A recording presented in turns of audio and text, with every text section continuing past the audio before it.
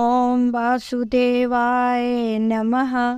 आप सभी का मेरे YouTube चैनल पर स्वागत है।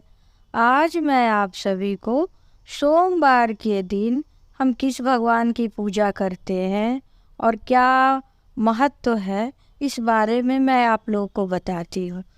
हर दिन हर भगवान की हम पूजा कर सकते हैं, लेकिन विशेष कोई कोई दिन समर्पित रहता है किसी भगवान को। जैसे हम रविवार को सूर्य देव को समर्पित करते हैं दिन, उसी प्रकार सोमवार के दिन हम भोलेनाथ की पूजा करते हैं।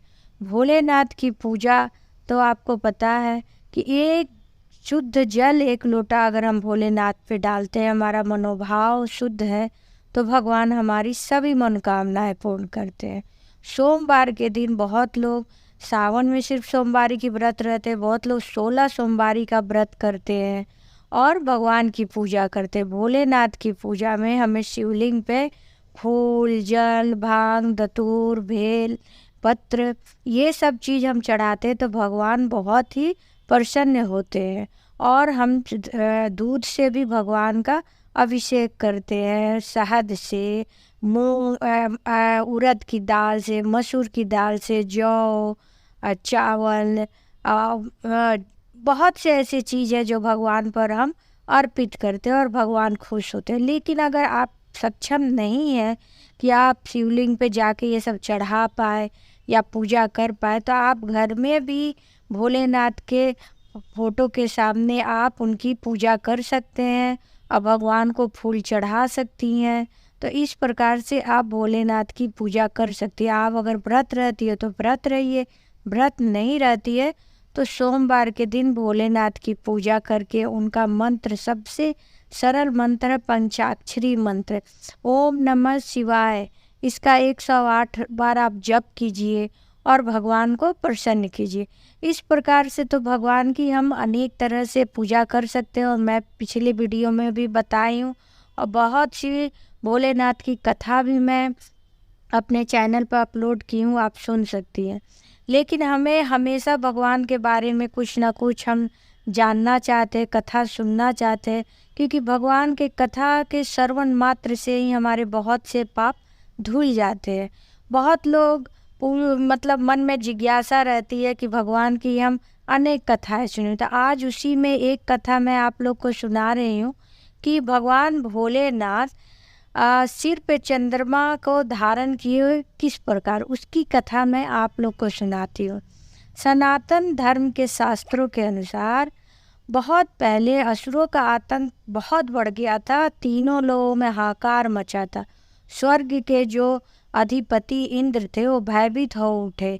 उस समय देवी देवता, ऋषि मुनि, पालनहार भगवान विष्णु के पास पहुँचे। सब लोग उनकी स्थिति से अवगत कराया कि हे प्रभु, हे विष्णु भगवान, असुरों ने बहुत ही उत्पात मचाया हुआ है। असुर की मदद से समुद्र मंथन कर अमृत प्राप्त करने की फिर सलाह दी गई कि चलिए ऐसा है कि मतलब समुद्र मंथन किया जाए। साथ ही भगवान विष्णु ने कहा, समुद्र मंथन से प्राप्त अमृत का पान करने में आप सभी देवता अमर हो जाएंगे, फिर असुरों से हमें कोई भय नहीं रहेगा और असुर अमृत पान ना करे, इसका हमें ध्यान रखना। अगर कोई असुर अमृत पान कर लेता है तो अमर हो जाएगा। उस समय देवता और असुर ने वासुकी नाग और मंदार पर्वत की सहायता ली मंथन के लिए। अब समुद्र मंथन शुरू हुआ। समुद्र मंथन से 14 रत्न, विष और अमृत प्राप्त हुए। इसमें सबसे पहले विष प्राप्त हुआ। जब समुद्र मंथन से विष प्राप्त हुआ तो देवता और असुरों में हाहाकार मच गया कि विष कौन पिएगा। उस समय भगवान शिव ने तीनों लोगों के रक्षा हेतु तो विष पान किया। विष पान करने के चलते उनका गला जलने लगा, उनका शरीर तपने लगा। यह देख देवी देवता व्याकुल हो उठे कि अब देवी देवता भगवान शिव को अपने शरीर पर चंद्रमा धारण करने का सलाह दिया, क्योंकि जो चंद्रमा है वो शीतल प्रदान करते। अतः भगवान जो है चंद्रमा को अपने मस्तक पर धारण किए ताकि उनके अंदर विष पीने से जो जलन हो रही थी वो कम हो। तो ये है चंद्रमा धारण करने का भोलेनाथ की कहानी। और भोलेनाथ जब विष को गले में रखे थे तो उसी से उनका नाम नीलकंठ भी पड़ा था। तो आप लोगों को मैंने एक छोटी सी कहानी बताई कि भगवान भोलेनाथ ने अपने सर पे कैसे चंद्रमा का धारण किया। आप लोग को ये जानकारी कैसी लगी आप ज़रूर कमेंट बॉक्स में बताएं। और सोमवार की पूजा का आप जानती ही हैं, अगर आप सुबह किसी कारण से नहीं जा पाती है मंदिर और आपके अगल बगल शिवालय है तो आप शाम को भी जाके भगवान की पूजा कर सकती हैं। शाम को भी आपको टाइम मिले तो आप पूजा कराइए, दीप जलाइए, दीप दान कर दीजिए।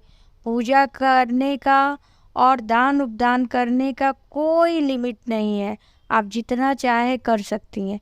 लेकिन अगर आप सक्षम नहीं हैं या किसी कारण से समय नहीं है तो आप घर पे भी रह के भगवान का स्मरण कर सकती हैं। और सबसे ज़्यादा भगवान खुश होते हैं कि हमारे मन में कोई बुरे विचार ना हो, छल प्रपंच ना हो, किसी का हम बुरा ना चाहें। और मन शुद्ध करके आप बस ओम नमः शिवाय का 5 बार भी जप कर लेंगी तो भी भगवान खुश हो जाएंगे। लेकिन आपके पास अगर समय है और सामर्थ्य है तो आप कीजिए। ऐसा नहीं है कि आप सामर्थ्यवान हैं और दान ना कीजिए, आपके पास समय है आप ना जाइए। तो ये सब लोगों के लिए अलग अलग तरीके से बनाया गया है कि कौन क्या कर सकता है। तो इस प्रकार से सोमवार के भोलेनाथ की चंद्र धारण करने की कथा मैंने आप लोग को सुनाई। आप लोगों को कैसी लगी बताइएगा। ओम वासुदेवाय नमः।